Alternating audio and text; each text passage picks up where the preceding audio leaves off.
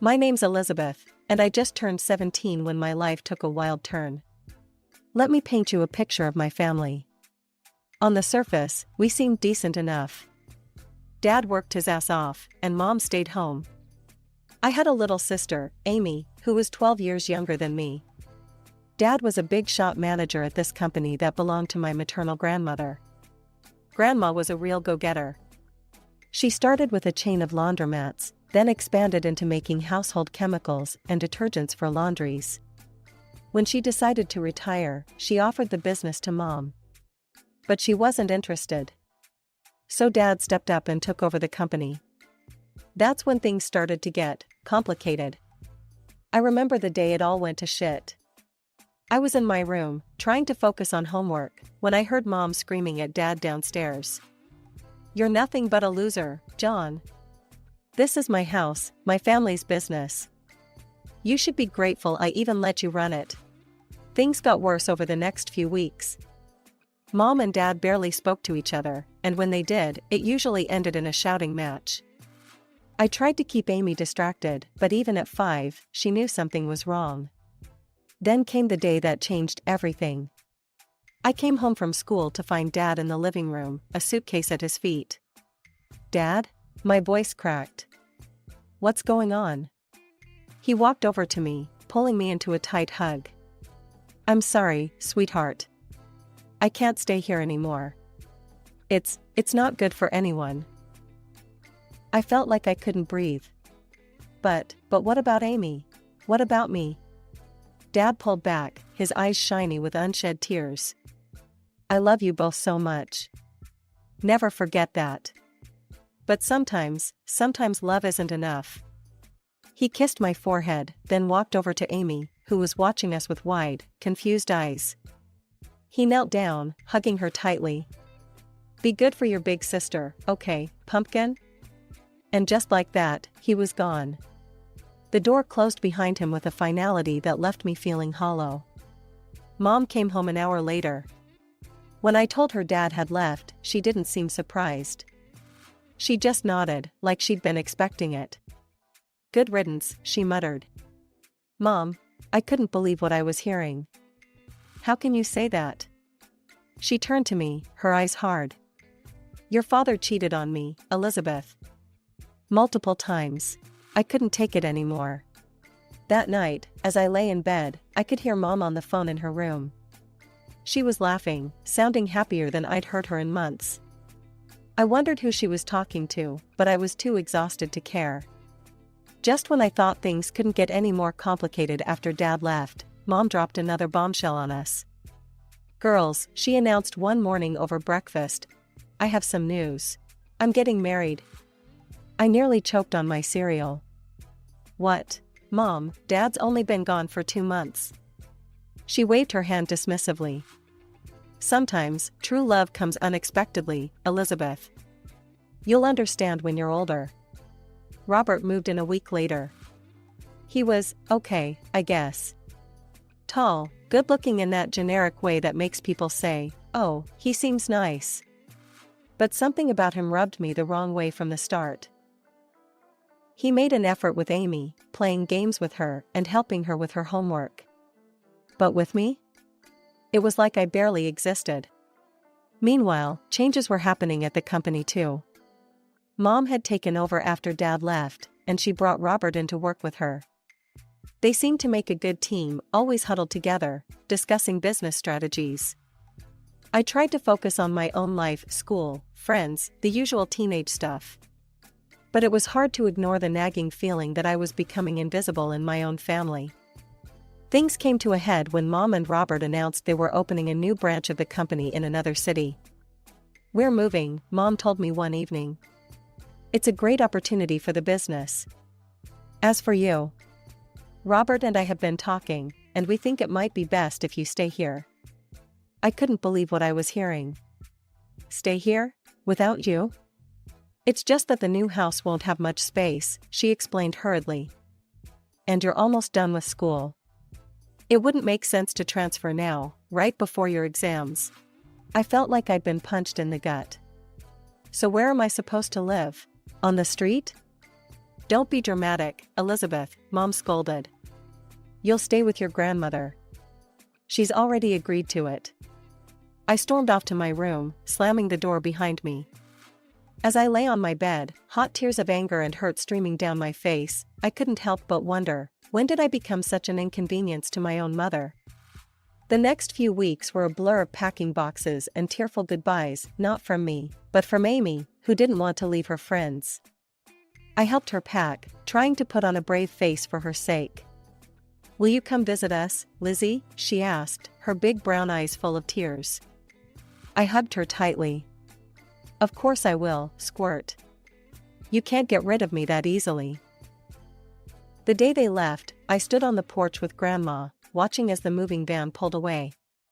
Mom gave me a quick hug, Robert nodded awkwardly, and then they were gone, taking Amy with them. Living with Grandma wasn't as bad as I'd feared. She was cool in her own way, giving me space when I needed it, but always there with a cup of tea and a listening ear when I wanted to talk.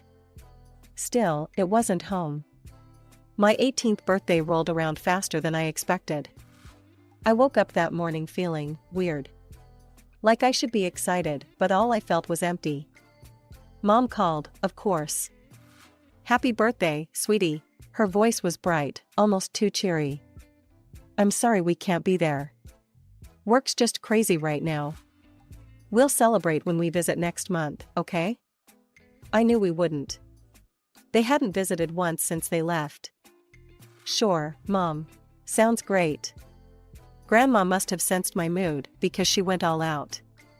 She let me invite a few friends over, ordered my favorite food, even baked a cake herself. For a few hours, I almost forgot about everything else. The next morning, Grandma called me into her home office. She had the serious look on her face that made my stomach clench. Sit down, Elizabeth, she said, gesturing to the chair across from her desk. We need to talk. Oh God, I thought. She's kicking me out. Where am I gonna go? But then she smiled, reached into her desk drawer, and pulled out a small folder. Happy birthday, sweetheart. Open it. I did, and nearly dropped it when I realized what I was looking at. Grandma, is this? She nodded, her eyes twinkling. The company is yours now, Elizabeth. I see potential in you, kiddo. You've got a good head on your shoulders, and I know you'll do right by the business. But Mom and Robert, they're running it now. Grandma's face hardened slightly. They're running a branch. The main company, the heart of it all, that's yours now. I sat there, stunned. Me, barely 18, owner of a multi-million-dollar company? It felt like a dream. Or a nightmare. I don't know what to say. Grandma reached across the desk, squeezing my hand. You don't have to say anything. Just promise me you'll give it your all. I nodded, still in shock. I will. I promise. She sat back, satisfied. Good. Now, I've got one more piece of advice for you, and I want you to listen carefully. I leaned in, hanging on her every word. Call your father. There's more to that story than you know. Talk to him. Take him on as a consultant if you want. But hear him out. It took me a week to work up the courage to call Dad. We agreed to meet at a small cafe downtown. When I saw him, my heart clenched. He looked older, tired, but his eyes lit up when he saw me. There was an awkward silence. Then, suddenly, everything came pouring out. The divorce, Mom's remarriage, the move, Grandma's gift. Dad listened, his face a mix of emotions. When I finished, he took a deep breath. Lizzie, there's something you need to know about the divorce. And then he told me everything. How Mom had never respected him, constantly nagging and putting him down. How she called him a loser, made him feel worthless. How, after one particularly bad fight, he'd gotten drunk and made the biggest mistake of his life. I cheated on her, he admitted, his voice heavy with shame. Once. I regretted it immediately, but your mother, she used it against me. Threatened to sue, to take everything. She demanded I leave, give her all the property, leave you kids. She even wanted alimony. I sat there, stunned. This didn't sound like the mother I knew. Or thought I knew. Why didn't you fight it? I asked. Dad's eyes met mine, full of sadness and love. Because of you and Amy. I didn't want you to go through a messy, public divorce. I thought it would be easier this way. As we talked, I felt a weight lifting off my chest. For the first time in a long time, I felt like I had my dad back. Before we left, I took a deep breath and asked, Dad, how would you feel about helping me with the company? As a consultant? The smile that spread across his face was answer enough. The months flew by in a whirlwind of studying, exams, and late-night cram sessions. Before I knew it, I was standing on the stage at my high school graduation, diploma in hand. Grandma was in the audience, beaming with pride. Mom and Robert were conspicuously absent, but I'd learned not to expect much from that quarter. As summer rolled in, I threw myself into college applications. With Grandma's encouragement and Dad's long-distance support, I set my sights high. When the acceptance letters started rolling in, I could hardly believe it. But the real shocker came when I got the financial aid package from my top choice. Full ride, I breathed, staring at the letter in disbelief. Grandma whooped, pulling me into a bear hug. I knew you could do it, kiddo. All those late nights and competitions paid off. I'd chosen to major in business management. It seemed like the smart choice, given that I now had a company to run. The idea still felt surreal, but I was determined to make Grandma proud. To celebrate my college acceptance, Grandma insisted on throwing a little party. Just the two of us, some fancy takeout, and a bottle of sparkling cider. Grandma wasn't about to let me drink champagne, even if I was legally an adult now. We were halfway through our meal when the doorbell rang. Grandma frowned, clearly not expecting anyone. I'll get it, I said, putting down my fork. I opened the door and felt my stomach drop. There, looking annoyed and impatient, stood my mother and Robert. Before I could say anything, they brushed past me into the house. Mom didn't bother with pleasantries. Mother, we need to talk about the company. Now. I watched, stunned, as Mom launched into a tirade. She didn't even glance my way, didn't ask about graduation or college. It was like I wasn't even there. Why can't we access the main accounts, she demanded. And why are you blocking the transfer of capital to our subsidiary? Grandma's eyes narrowed. Because it's not your decision to make anymore, Helen. The company belongs to Elizabeth now. She's the one who'll decide its future and manage its finances. The room went dead silent. The tension in the room was palpable after Grandma's revelation about the company. I watched as a series of emotions flashed across Mom's face, shock, anger, and then, calculation. Suddenly, her entire demeanor changed. Elizabeth, sweetheart, she said, her voice soft and sickly sweet. I've missed you so much. Why don't you come live with us? I blinked, caught off guard by this sudden change. Mom stepped closer, reaching out as if to touch my arm. I instinctively stepped back. We've settled in so nicely in the new city. We have a beautiful house, and there's a room just for you. We could set up a desk, get you a new computer for your studies and work. No, Mom, I said, my voice steady. I'm happy here. I have my friends, my school. And Grandma needs me. Mom's smile faltered for a second before she rallied. Well, if that's the issue, we could always move back here. We could live in our old house, just like before. Wouldn't that be nice? I shook my head. It's not about the house, Mom. It's everything. I saw the anger building in her eyes, barely contained. Before she could speak, I decided to ask the question that had been burning inside me for months. Mom, why did you really divorce Dad? She stiffened, caught off guard. Well, your father, he cheated on me. Multiple times. I was tired of it. He abandoned us for his mistress, didn't even pay alimony. That's not true, I said. Dad told me everything. There was only one time, and it was because of how you treated him. He didn't abandon us, you kicked him out. And he's been paying alimony regularly. Mom's face contorted with rage. How dare you? You ungrateful little brat. You have no right to meddle in my personal life. Everything here belongs to me, and I decide who lives where. Grandma, who had been quietly watching this exchange, finally stepped forward. Her voice was calm but filled with a steel I'd never heard before. That's quite enough, Helen, she said. You seem to have forgotten a few key points. This house? The company? They belong to me, not you. I gave the company to Elizabeth because I trust her judgment far more than I trust yours right now. I think it's time for you to leave. I watched, a mix of emotions swirling in my chest, as Grandma firmly ushered Mom and Robert out of the house. The door closed behind them with a final sounding click. As we stood there, I felt a strange mix of sadness and relief wash over me. I'd lost something today, the last illusions I had about my mother. But I'd gained something too. A certainty about my path forward, and the knowledge that I wasn't alone on it. What now? I asked, my voice muffled against Grandma's shoulder. She pulled back, giving me a small smile. Now we get back to celebrating your college acceptance.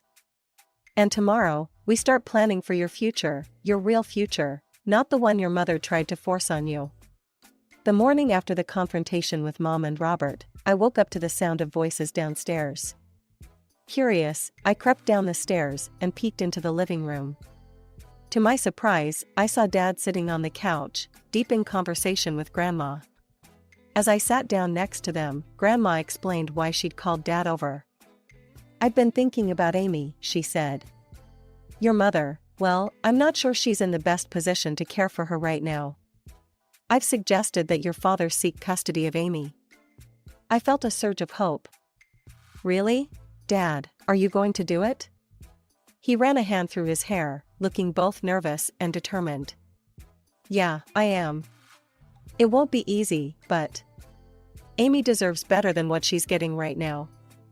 I couldn't help it, I threw my arms around him. Thank you, Dad. As we pulled apart, Grandma cleared her throat. There's more, she said. I've hired a private investigator to look into your mother and Robert's affairs. Over the next few weeks, life fell into a strange new rhythm. I started my college classes, throwing myself into my studies with a determination I'd never felt before. Dad came over regularly, and we worked on rebuilding our relationship. It felt good, having him back in my life. Then, about 3 weeks after that morning conversation, Grandma called us both over. Her face was grave as we sat down. The investigator's report came in, she said without preamble. And, well, it's worse than we thought. She laid out the facts, each one hitting like a punch to the gut. Mom had been cheating on Dad for years, long before the divorce. Her affair with Robert had started while she was still married to Dad. There were hotel receipts, records of expensive gifts, all painting a damning picture. But that wasn't even the worst of it. Robert is a con man, Grandma said, her voice hard. He's done this before, seducing wealthy women, convincing them to move assets around, and then disappearing with the money. I felt sick. So when they wanted to move the company's capital? Grandma nodded. Exactly. He was planning to steal it all and run. We sat in silence for a moment, each lost in our own thoughts. Finally, Grandma said that we needed to confront Mom with the truth. The meeting was set for the next day. Mom arrived at Grandma's house looking annoyed and impatient. Her expression changed to one of surprise when she saw Dad there too. What followed was one of the most painful conversations I've ever been part of.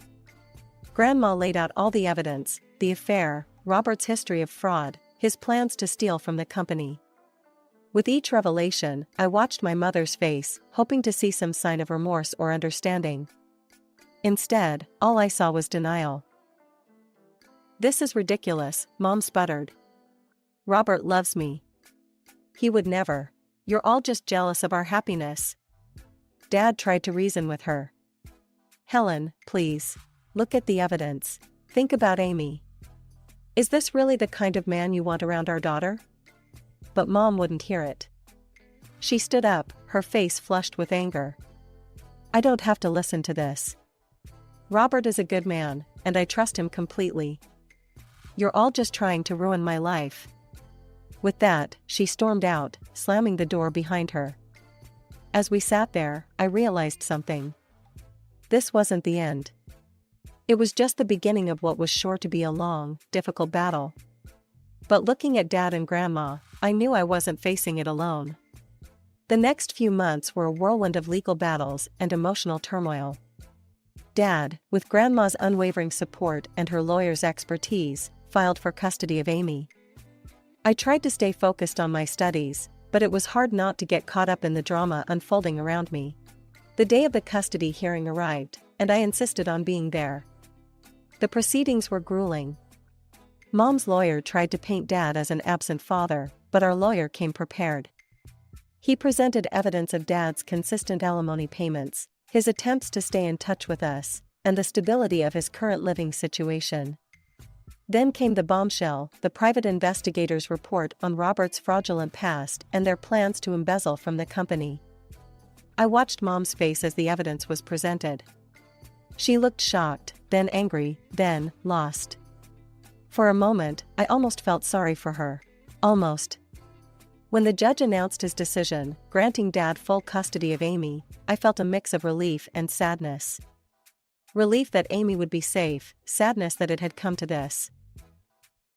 As we left the courthouse, Amy in Dad's arms, Mom approached us.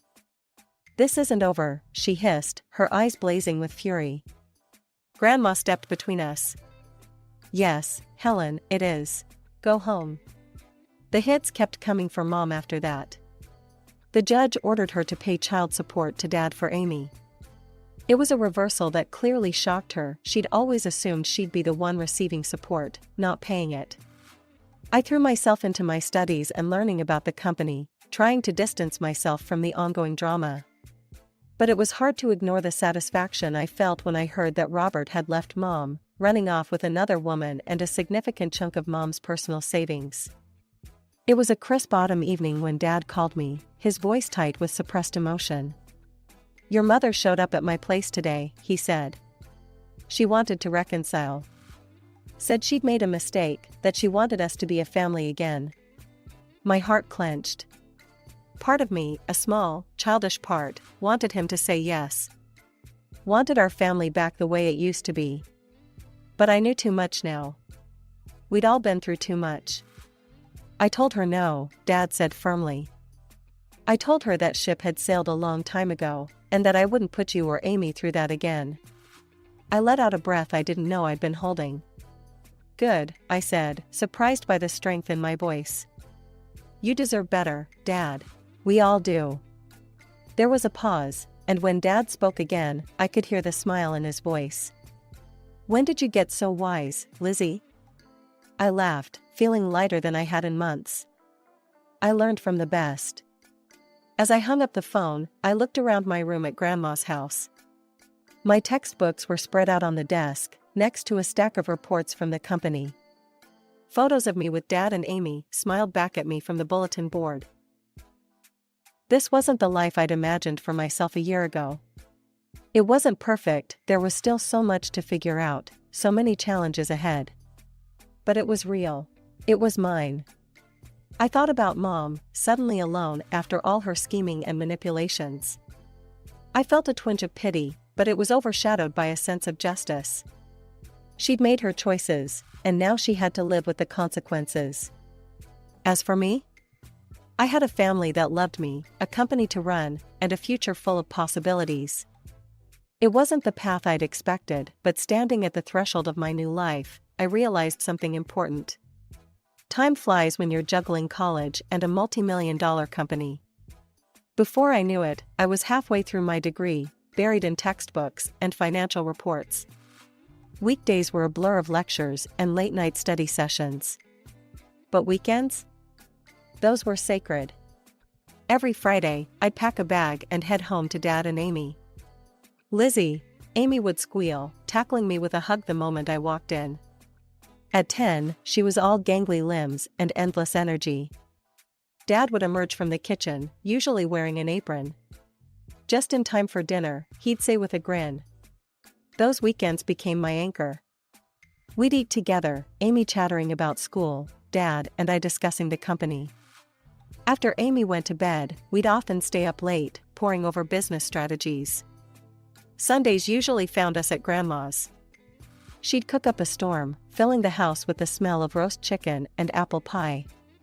After lunch, we'd sit on the porch, talking about everything and nothing. "I always knew you had it in you, Elizabeth," Grandma would say, squeezing my hand. As graduation approached, I felt a mix of excitement and apprehension. Dad was true to his word, running the company with skill while preparing me to take over. "I'm ready to hand over the reins whenever you are," he told me one evening. I hugged him tight. "Thank you, Dad, for everything." Life wasn't perfect. There were challenges ahead, decisions to be made, a company to run. But as I looked at my little family, Dad, Amy, Grandma, I knew we could face anything together.